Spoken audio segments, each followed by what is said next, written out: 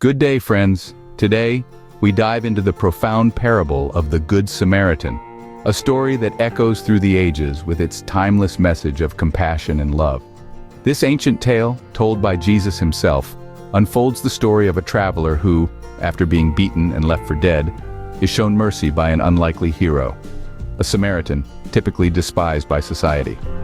The parable challenges us to reevaluate our understanding of neighbor, urging us to extend our compassion beyond societal boundaries.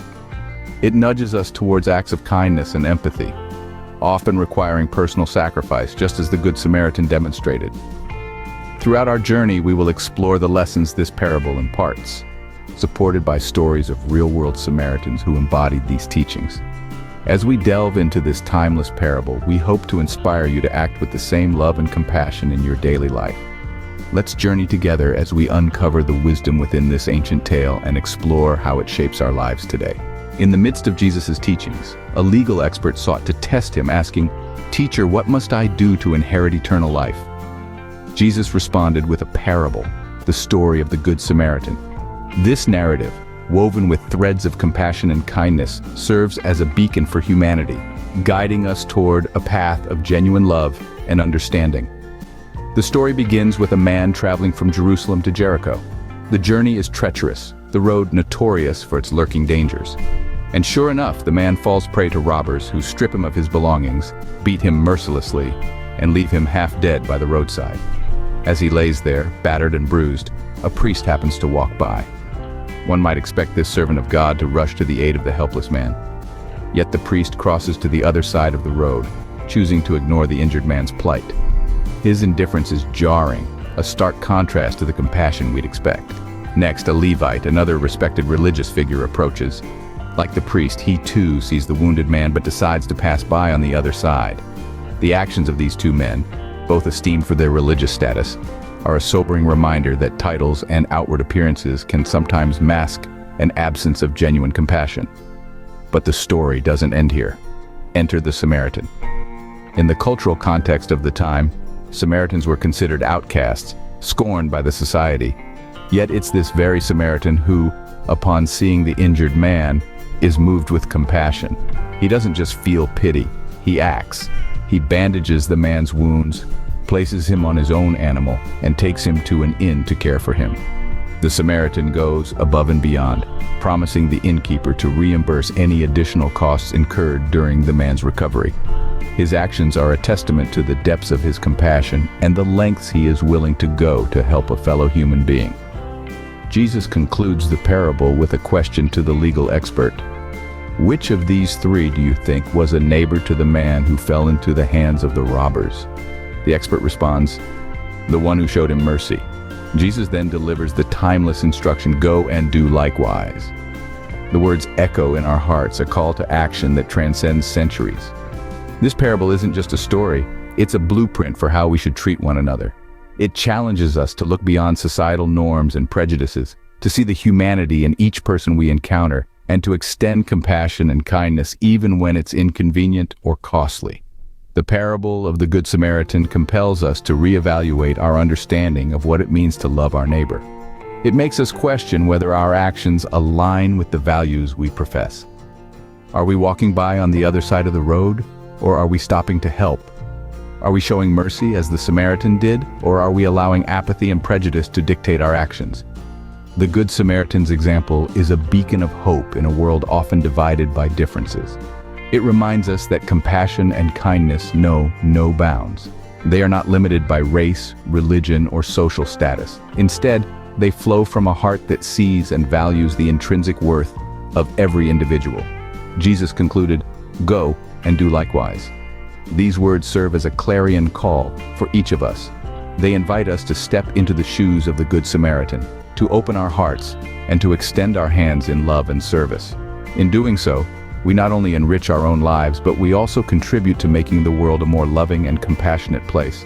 So let's heed this timeless wisdom and strive to live out the lessons of the Good Samaritan in our daily lives.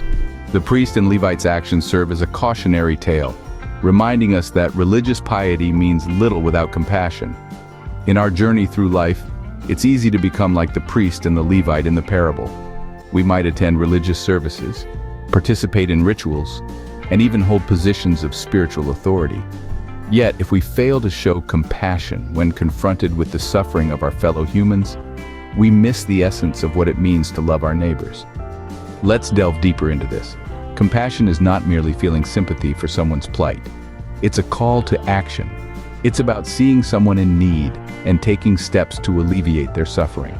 The Samaritan didn't just feel sorry for the beaten man, he took practical steps to help him. He bandaged his wounds, put him on his own donkey, brought him to an inn, and took care of him. This is the essence of compassion, seeing a need and meeting it. Moving on to the second lesson, the parable challenges us to break down barriers. The Samaritan, despised and marginalized by the society of the day, becomes the hero of the story. His actions teach us that love transcends social, ethnic, and religious boundaries. We are challenged to follow his example, to reach out in love to those who are different from us, to those who society may have marginalized or rejected. Love, in its purest form, knows no discrimination. It sees every person as a fellow human being worthy of respect and care. Next, we consider the cost of love. The Samaritan, in his act of compassion, incurred personal cost.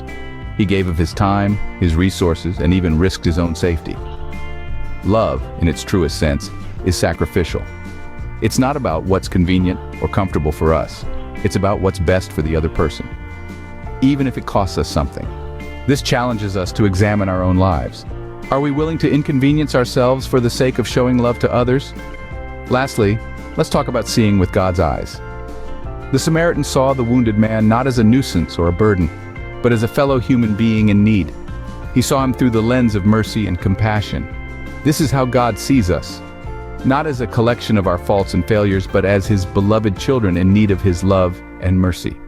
We're challenged to adopt this same perspective in our interactions with others, to see beyond the surface, beyond the circumstances, and recognize the inherent worth and dignity in every person. In essence, the parable of the Good Samaritan teaches us about the power of compassion, the importance of breaking down barriers, the sacrificial nature of love, and the transformative perspective of seeing others with God's eyes.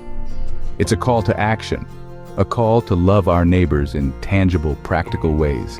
It's a call to see others not as strangers, but as fellow humans deserving of dignity and care. Malala, a Pakistani activist for female education, survived a targeted assassination attempt by the Taliban. This brave young woman embodies the courage and compassion of the Good Samaritan. Despite being shot in the head for advocating for girls' education, Malala Yousafzai didn't let fear silence her. Instead, she became an even louder voice for the cause, showing us that true love is not passive.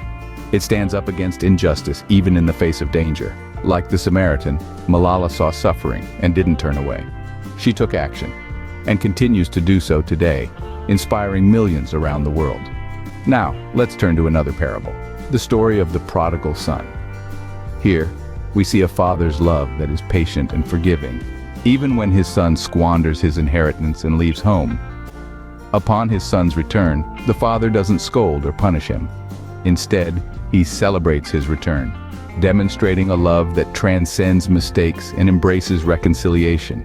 This mirrors the Samaritan's compassion, showing us that love doesn't hold grudges or keep score. Love forgives, heals, and restores.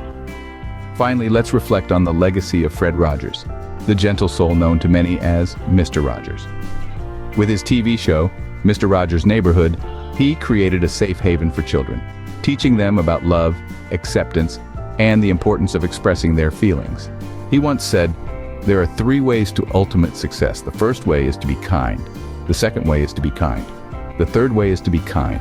This encapsulates the heart of the Good Samaritan. Kindness was the Samaritan's language, and it was also the language of Mr. Rogers.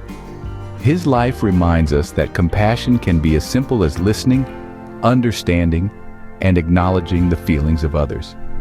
Each of these stories, though unique in their own ways, resonate with the message of the Good Samaritan. They show us that love is not just a feeling, but an action. It's about standing up against injustice like Malala, forgiving and embracing like the father in the prodigal son story, and showing kindness and acceptance like Mr. Rogers. These stories challenge us to examine our own lives. Are we willing to be good Samaritans in our world today? Are we ready to show compassion to those around us, even when it's inconvenient or comes at a personal cost? Are we prepared to break down barriers, to see past societal divides, and to extend love to those who are different from us? These are the questions that the parable of the Good Samaritan and these supporting stories ask us to consider. They invite us to reflect on what it truly means to love our neighbor, not in word, but in deed. His commitment to empowering children with love and acceptance left an indelible mark on society. This was the legacy of Mr. Rogers, and it's a legacy that each of us can strive to emulate. Love is not just about feeling good, it's about doing good. It's about seeing the needs of others and responding with compassion, kindness, and action. As we journey through life, let's remember these stories. Let's strive to be like Malala, standing up for justice. Let's emulate the father in the prodigal son parable, forgiving and embracing those who have wronged us. And let's follow in the footsteps of Mr. Rogers, showing kindness and acceptance to all. In doing so, we can each play our part in creating a world where every person is seen, not as a stranger but as a neighbor, worthy of love and care. A world where the spirit of the Good Samaritan lives on. Let's heed the call to love our neighbors actively. Each one of us has the opportunity to embody the spirit of the Good Samaritan in our day-to-day lives.